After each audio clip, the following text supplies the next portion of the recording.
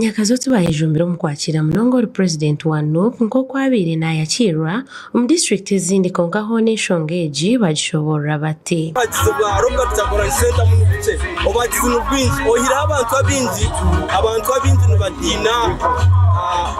nubatina kurebwa abo kuba muri kazo aho umuntu uri kurira ndizo abamwe n'abakozi babandi tubulamu obo kutambulako okugenda ko mu bitundu ebyewala nga yibanda ogendeke embalo wangalireyo ko nti era nkubiriza abavubuka bannanga abanda besawa zino bakwate baveeko kewaka agenda wangaleko mu bifo ebirala mbategeka kukyusa ensi eno ebeere bulungi n'abagirimu nga tuli bulungi akasente okola ng'omusaala mutono ekitegeera omusaala mutono nnyo tegumala beewuwo kale n'obeeraawo kandi ho n'abandi bashobora nk'okuba ababijire kureba mu nshongozi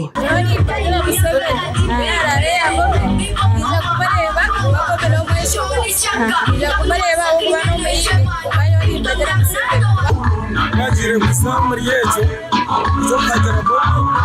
akunda amarara babuna beno kuchakara ayo bakumanya ayo bakuma aramagana mseni omwana baba kamiye ngo aficha yetu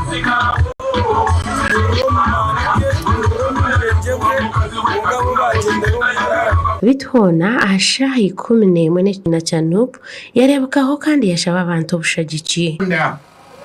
imihanda mibi oboro tigwenda kwita abantu